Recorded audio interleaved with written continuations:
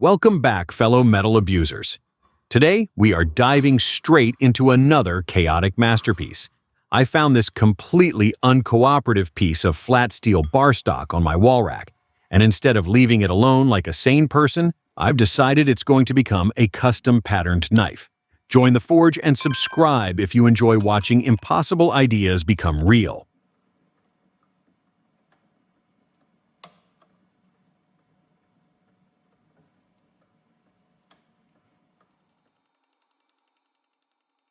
We're going to create a texture known as a ball-bearing pattern. To do this, I need to drill a precise grid of shallow pockets, or grooves, across the entire face of the steel. I'm drowning this bit in cutting fluid because if I burn out another high-speed steel drill bit this month, my wallet is going to start crying. Slow, steady pressure is the key here. We aren't trying to punch all the way through, just making nice, cozy nests.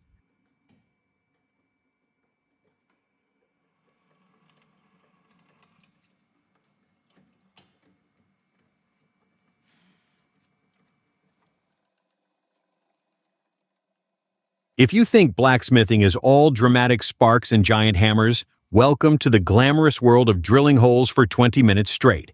Every single one of these dimples needs to be uniform in depth and spacing, otherwise our final pattern is going to look less like high-end art and more like a total accident. Keep clearing those metal shavings so the bit doesn't bind up, and keep the oil flowing. It's tedious, it's messy, but shortcuts here will ruin the whole build later.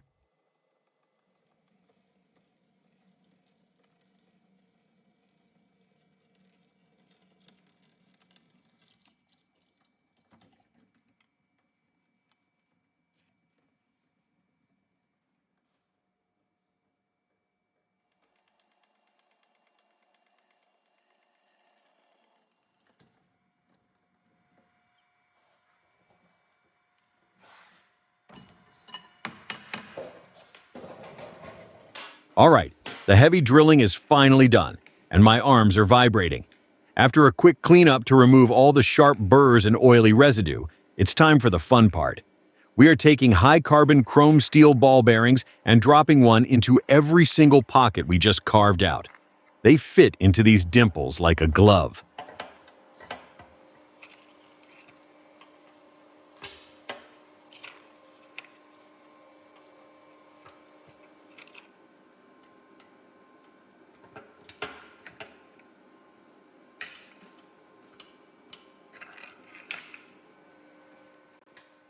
To prevent that tragedy, I'm throwing on the safety gear and grabbing the welder.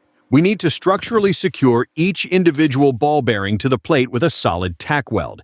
This keeps everything perfectly aligned and immobile before we subject the whole assembly to the absolute violence of the forge welding process.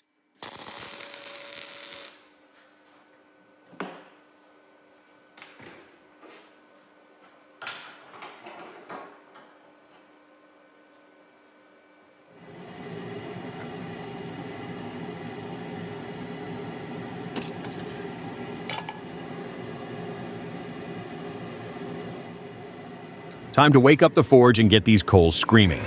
We slip our custom billet into the heart of the fire to bring it up to a dull red heat. Once it reaches around 800 degrees Celsius, I pull it out to apply anhydrous borax flux across the top. The borax melts into a liquid glass layer that seals the metal, preventing oxygen from forming nasty scale between our steel plate and the ball bearings. If you get scale trapped inside, your weld will fail completely.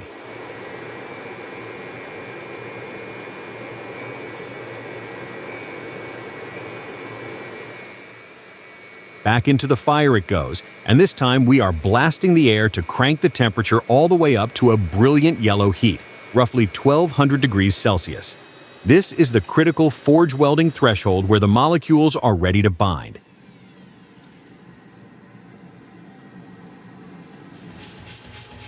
We pull the glowing mass out and sprint over to the power hammer.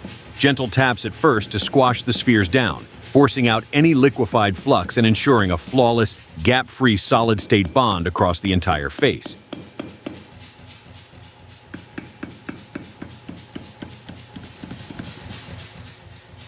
The goal here is to thoroughly integrate the ball bearings and the plate into one completely homogeneous piece of steel, while drawing it out into a usable flat bar dimensions. You have to work quickly before the temperature drops too low. If you hammer steel below its critical plastic range, you risk tearing the welds apart or cracking the metal right down the middle.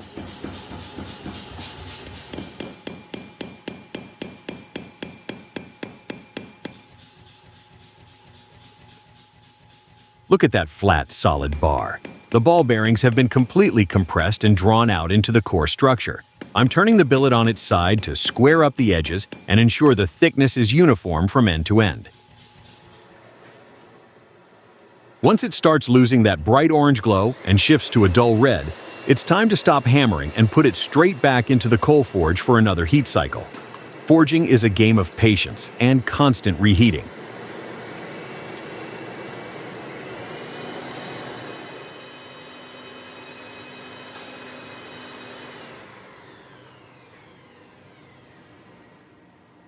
Using a standard hand hammer, I begin tapering one end of the bar to establish the point of our knife.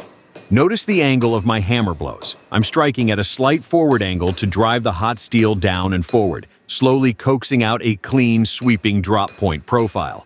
This is where the true character of the blade starts taking shape.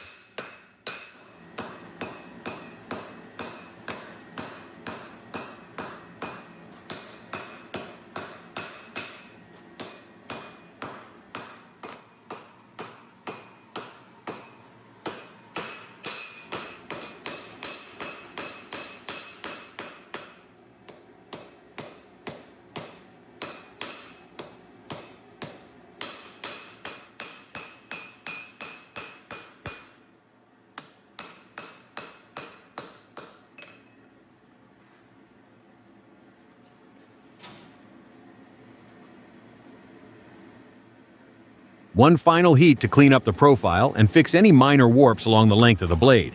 I'm looking straight down the spine to make sure everything is dead straight. If your blade looks like a snake at this stage, it's only going to get worse during heat treatment.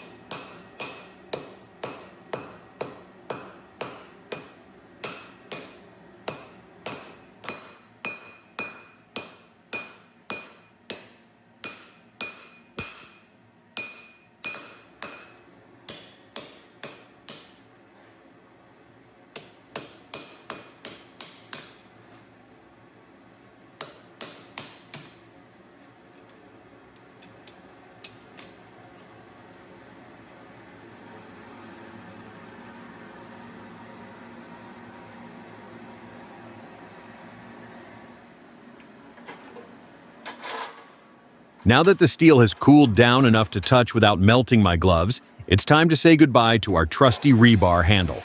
I'm clamping the blade securely into the chop saw vise. This abrasive cut-off wheel will slice right through the weld, separating the rough knife blank from the handle rod.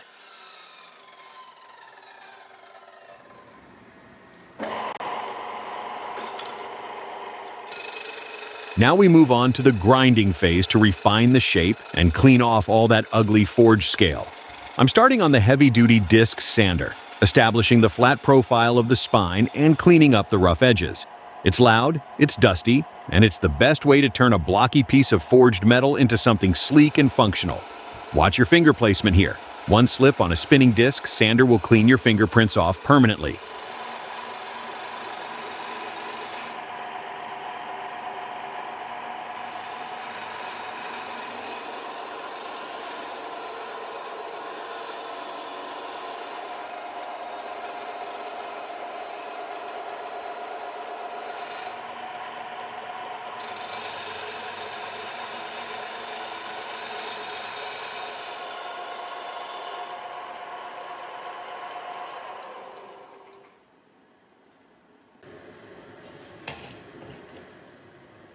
The disc sander is great for straight lines, but for the tight curves near the finger choil and the handle tang, a handheld angle grinder with a flexible flap disc is the tool of choice. I'm carefully smoothing out the transitional areas where the blade meets the handle.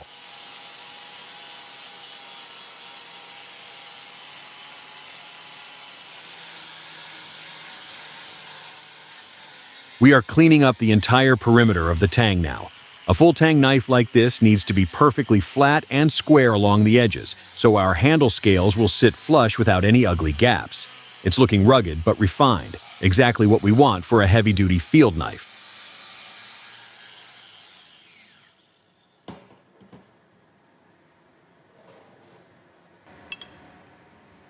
Back to my absolute favorite machine, the drill press. Now we need to drill the holes through the handle tang for our handle pins. Since this steel has been heavily work-hardened from all that forging and hammering, it's incredibly stubborn. I'm using a premium carbide drill bit and drowning it in cutting oil again. If you rush this step, the bit will glaze over, heat up, and destroy itself in seconds. Take it slow.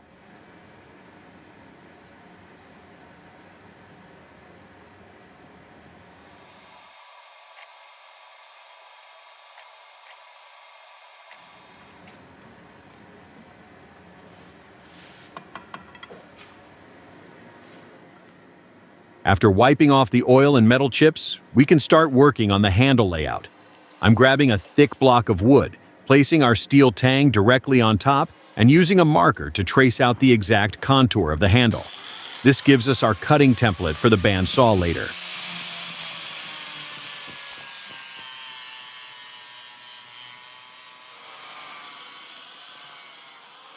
Before we head into the high-stakes world of heat treatment, I want the surface of this blade as clean as possible.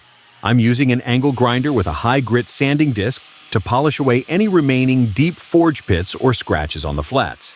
A smooth surface now means less tedious grinding later when the steel is fully hardened and nearly impossible to scratch.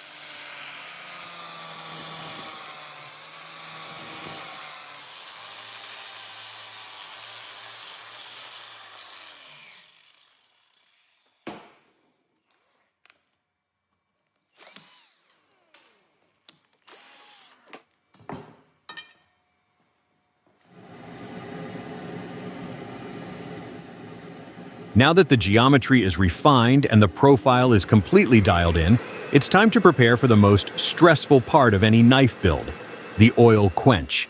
I'm firing up the coal forge once more to bring the entire blade up to its critical non-magnetic temperature.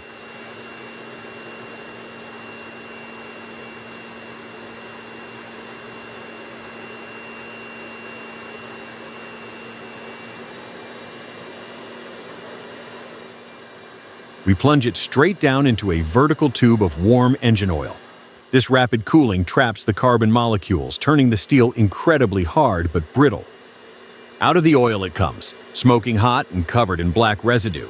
To let it cool down gradually and safely relieve some of the internal stress before tempering, I'm burying the blade deep into a container of loose insulating media. This keeps the thermal shock from causing any microfractures.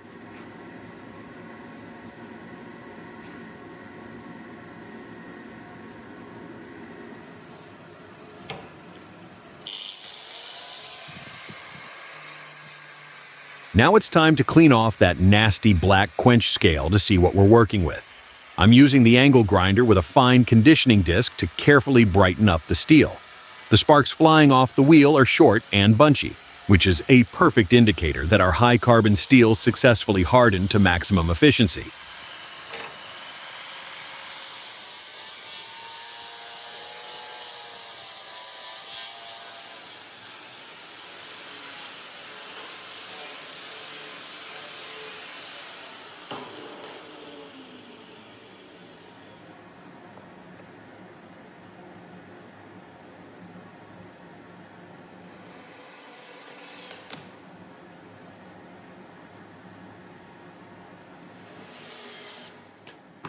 Now that the blade is out of the scale removal phase, we enter the manual labor department. I'm wrapping sandpaper around a hard block to flatten the blade face. It's tedious, it's exhausting, and it's the absolute best way to ensure my shoulders hurt tomorrow morning.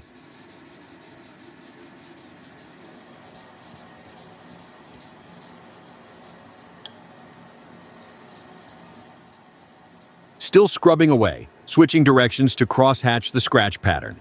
If you leave deep grinding marks now, the upcoming chemical bath will highlight them like a neon sign.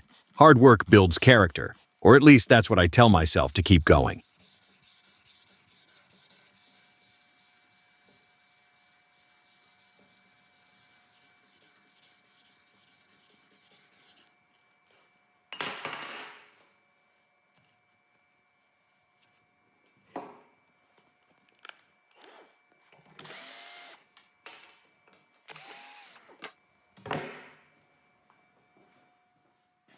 Now for the real alchemy. I'm wiping down the blade to remove any trace of grease and dropping it into a container filled with ferric chloride acid. This acid eats away at the softer steel layers faster than the ball bearings, which is exactly how we reveal the hidden contrast of our pattern.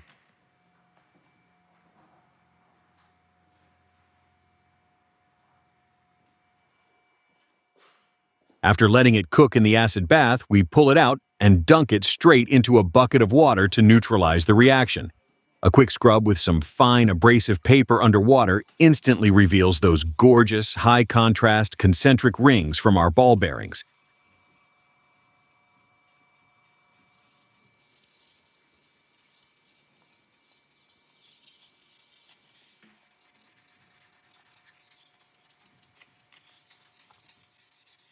Look at that pattern. The ball bearings look like a row of perfect little eyes staring back at us. Now that the blade looks like $1,000,000, we need a handle to match. I'm heading over to my wood shelf to pick out a high-quality hardwood block with a beautiful golden grain.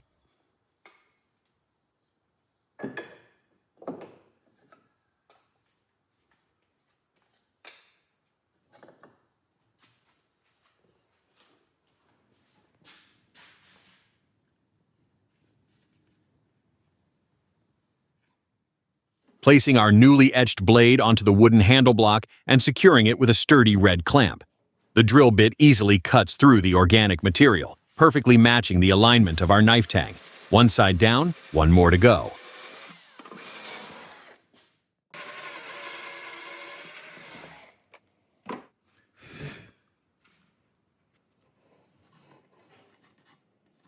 Grabbing a red marker to trace the exact profile of our knife's handle onto the wood block. This outline will show us exactly where to cut, ensuring we don't accidentally slice off too much premium material at the saw.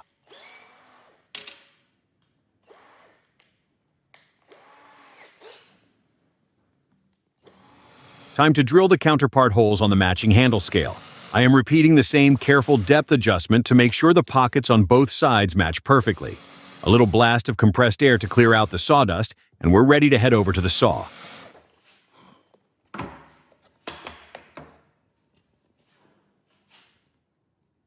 I'm roughly aligning the brass pins into the wood to double-check my clearances. Everything fits tightly, so we line up the blocks and get ready to cut. No room for errors here, or we'll be heading back to the lumber pile to start over.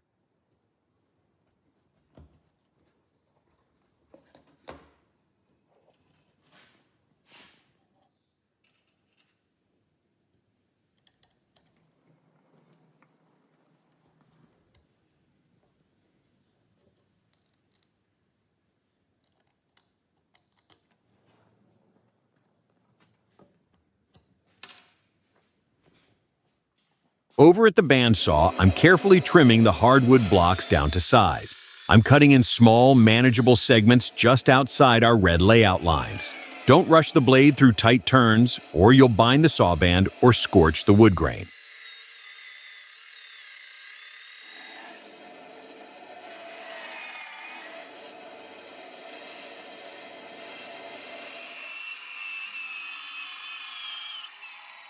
Making the final precise relief cuts on the band saw around the tight finger choil curve.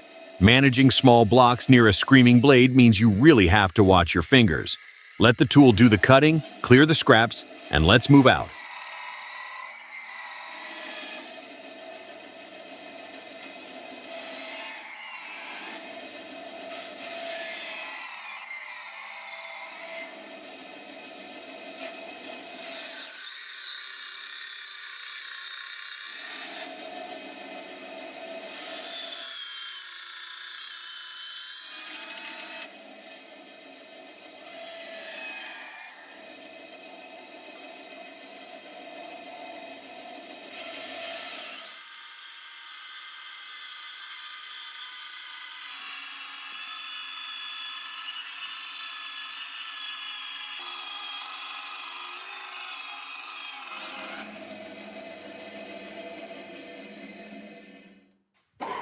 working my way carefully around the perimeter of the handle on the sanding disc. The goal here is a perfectly smooth transition, where you can't tell where the steel ends and the hardwood begins. Keep it moving to avoid burning the wood fibers.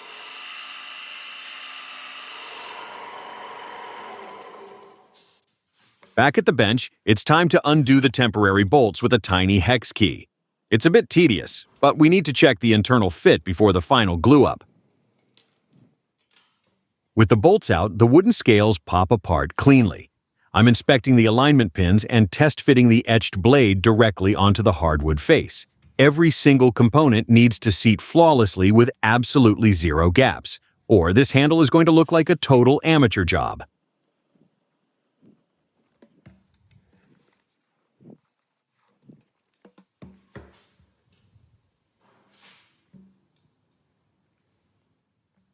Now we call in the power tools to save my wrists. I'm using the cordless driver to secure the screws back into our assembly block. You have to keep the torque low and steady here. Brass threads are notoriously soft, and stripping them out right now would mean a one-way ticket to a very bad mood.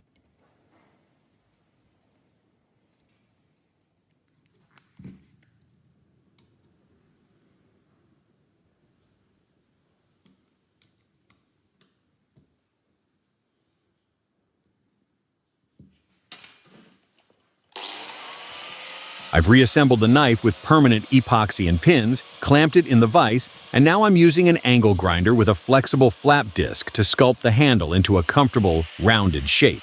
Watch the wood dust fly.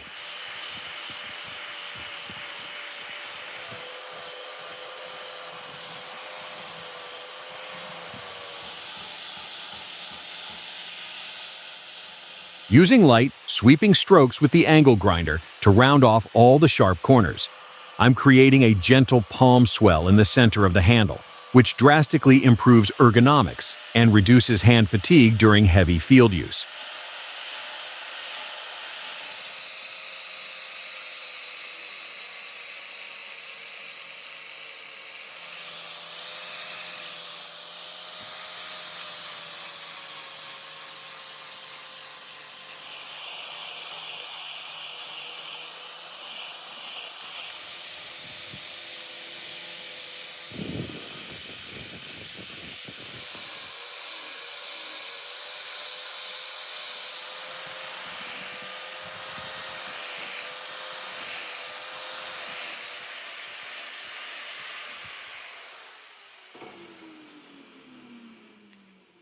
Putting away the power tools and switching back to hand sanding to give the hardwood scales a silky smooth finish.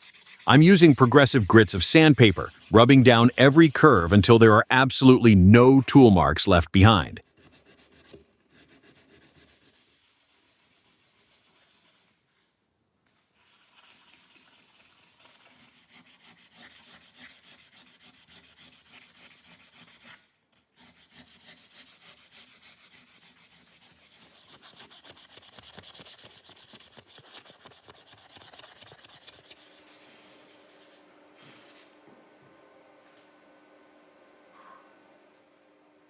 After wiping off all the fine wood dust, it's time for the ultimate payoff.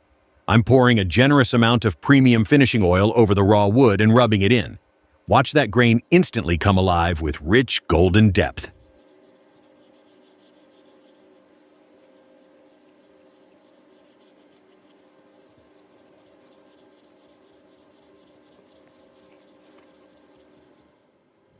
I'm giving the handle a final wipe with a clean cloth to buff out the finish. The contrast between the dark, etched ball-bearing pattern on the blade and the warm, glowing hardwood handle is absolutely stunning. Now, let's make it sharp.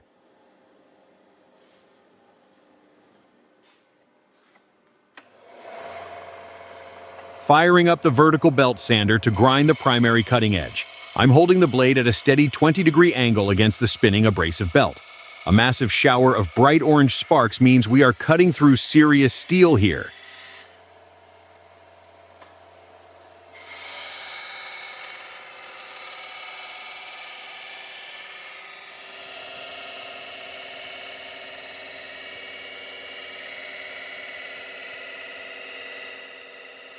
carefully sweeping the front belly and the tip of the blade across the belt to ensure the edge geometry remains uniform all the way to the point.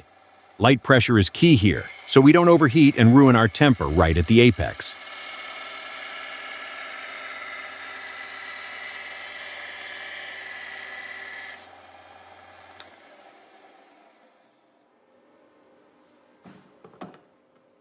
To transform this edge from sharp to terrifyingly sharp, we move over to a leather strop block loaded with fine green buffing compound. I'm drawing the blade backward across the leather to hone away the microscopic wire burr.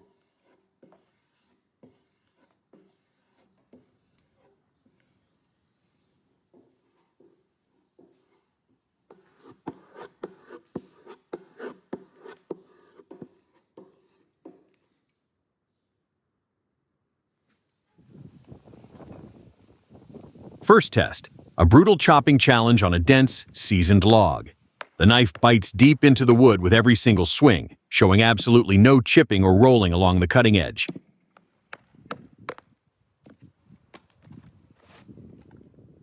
Next up, the rope slice. I'm pulling the blade through a thick, heavy piece of natural fiber rope, and it glides through cleanly in one effortless motion.